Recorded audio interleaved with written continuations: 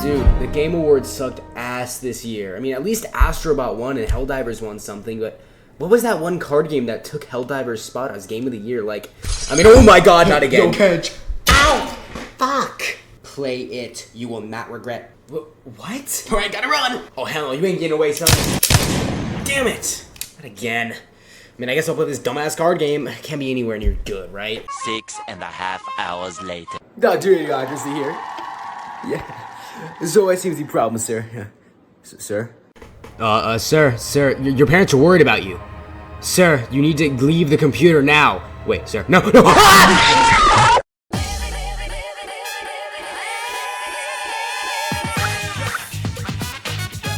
Well, I'm hot diggity fucked.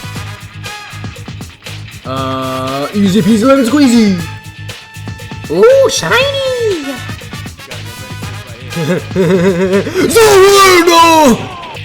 This is why I don't have a girlfriend.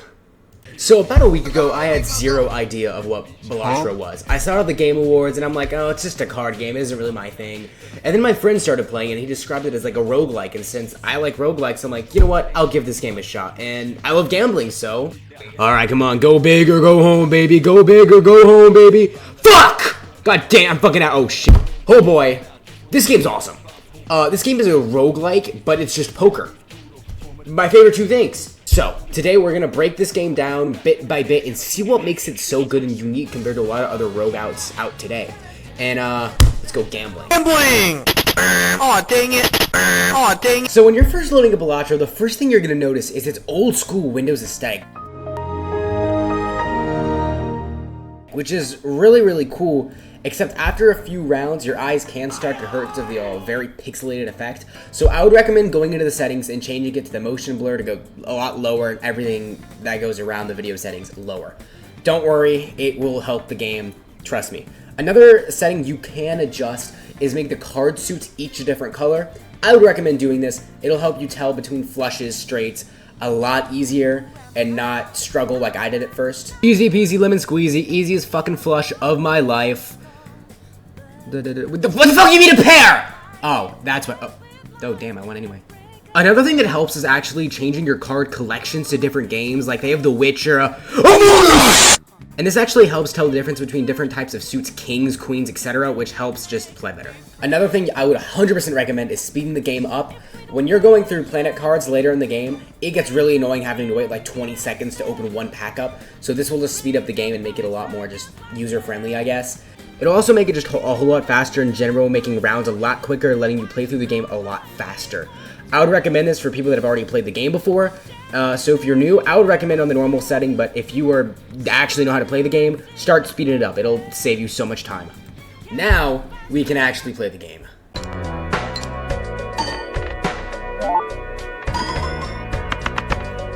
At its core, Balatro is just a poker game, but it's way more complex than that. What makes it so amazing that it builds off of poker's already complex gameplay? I don't fucking know. And adds more depth and fun to it. This game is more like a roguelike than an actual card game. You're gonna fail and fail and fail and... Okay, no! Fuck! Every failure teaches you how to actually play the game and use the mechanics correctly. For example, after a couple rounds, you're able to get a new deck. Each deck allows you to start the game with something new. Maybe it's an extra use slot, maybe it's $10 extra. Each one of these things allows you to do something new in your run. Maybe you buy a joker earlier on, or maybe you're able to discard more. This helps you with different ways you want to play the game and get farther into the game before you get to the bosses themselves. So, I almost completely forgot to mention the multiplier. Don't you have to be stupid somewhere else? Not until 4. So we're gonna do that really quickly because it's very, very important. The multiplayer is a key for surviving the later rounds. It's basically multiplying the chips that you earn in your game per hand you get. So if you got a pair, it's gonna do 2 times chips. If you got a 3 pair, 3 times, etc. If the goal is to stack it as high as you possibly can using jokers, the Chariot, planet cards, not only to get you further in the game, but to upgrade as well. Because with the planet cards, you were able to upgrade these. This is very important. Without the multiplayer, you are not getting anywhere near the high rounds. So keep an eye on different things that will multiply your multiplier. What a funny word. And you'll be fine. Also, the higher the rarity of your card, the more chips you gain.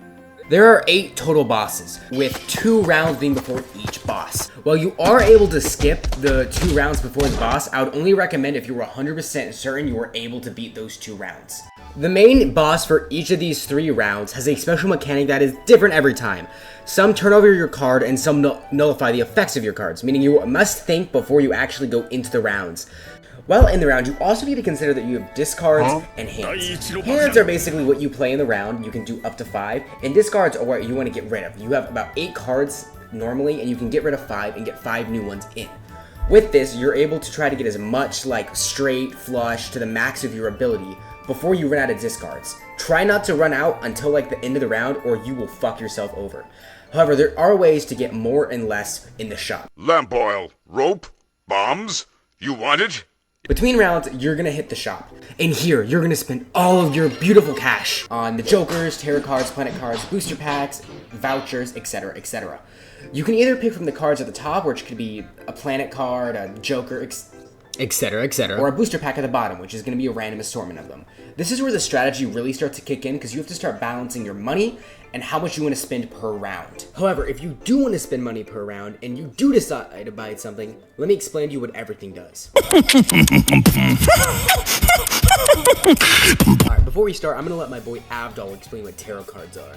運命のカードタロットだ。絵を見ずに無造作に1枚引いてき Thank you, Abdul. Now, Chariot cards can do a number of things. For example, the Chariot card turns one of your cards into a Steel card, which then gives 1.5 multiplier when held in your hand. Another Chariot card is the World, which turns 3 of your non-spades into spades, which can help if you want to get a complete flush or straight flush. And the final one that I'm going to talk about here is the Hermit, which just doubles your cash. There are similar cards to these that do basically the same thing and others that do completely different things. However, if you want to upgrade your pairs, like get a higher like usage of flush or a higher usage of straights, that's where planet cards are going to come into play. Now, planet cards are more about prep than anything else. They usually upgrade a specific hand like a full house or 3 of a kind, boosting their mult and chip reward. These cards are really crucial for setting yourself up in the future and long-term success. You can either go with multiple different hands at once, upgrading like every single thing, or you can just go for a 1-hand upgrade per thing. So you could just go all in on a flush and hope and try to get your jokers to make sure that you get that flush. There is something called a black hole, however, which will get you everything upgraded all at once, one time, or you could skip a boss and get it upgraded to like 3 levels, which I wouldn't recommend most of the time because it can be a bit risky. But one thing that you do want to hope you get are some spectral cards. So the spectral cards are pretty much just the Chariot cards, but on cocaine. They're more rewarding, pretty much. For example, one of the cards will take 1 card from your deck, destroy it, will give you 4 more that are bonus. And this is completely random, so you could get rid of one of your really good cards, so it's pretty risky. Spectral cards are very good in the early game especially when you're able to boost one of your jokers to a polychrome and get rid of the rest. However, those are not as useful later game because you get rid of all your jokers. You don't want to do that. So I would recommend looking at these before using them, because if you add a polychrome joker to your deck and you get rid of the rest at like round 8, you're fucked. Now, let's talk about some vouchers. The best way to describe vouchers is basically a boost to stuff you already have. For example, one will boost your hand by 1 or your discards by 1, or it'll boost your chances of seeing special cards by 4 times or 2 times or whatever. This means you have a higher chance of getting farther into the game, and maybe you get a reroll another hand, as I've said. These can be big game changers, or you can just get the blank and nothing happens, but not normally. Unlike jokers are what make Balatro. Now, I'm going to summarize this very heavily, but some are straightforward and some are very wild. Some of the more straightforward ones are just increasing your multiplier by a little bit, or maybe increasing how much multiplier you get for a certain card. However, some do some wild stuff, like they'll double the mult for every single face card you have, or increase your mult every single round due to the exact same repeated hand. Now, what makes Balatro so much fun is comboing these jokers together. For example, if you play 4 fingers, which lets you get straights and flushes a bit more easily, with a family card, which doubles your mult by 4 times in your hand for every single face card, it's wild. And some cards, like the greedy card, which adds the mults for your diamonds, will just increase it even more. There are over 150 Joker cards. There's a ton of different strategies, ton of different ways you can play. So I'm going to show you this one that I used recently. This strategy, I went for getting 2 pairs, and it worked pretty well until I fucked up and failed. So, try again. Now let's go into cards, types, and enchantments. Balatro's card system adds even more depth with its special cards, types, and enchantments. Some examples are a Purple Seal, which gives you a free tarot card if you have room in your inventory and you discard it in that turn. A wild card will let you use that card for any suit, and a bonus card you can apply will give you 30 extra chips.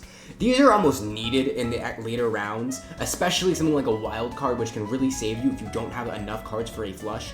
Enchantments work basically the same, where instead of putting a little seal or a wild thing on your card, you put an enchantment on it.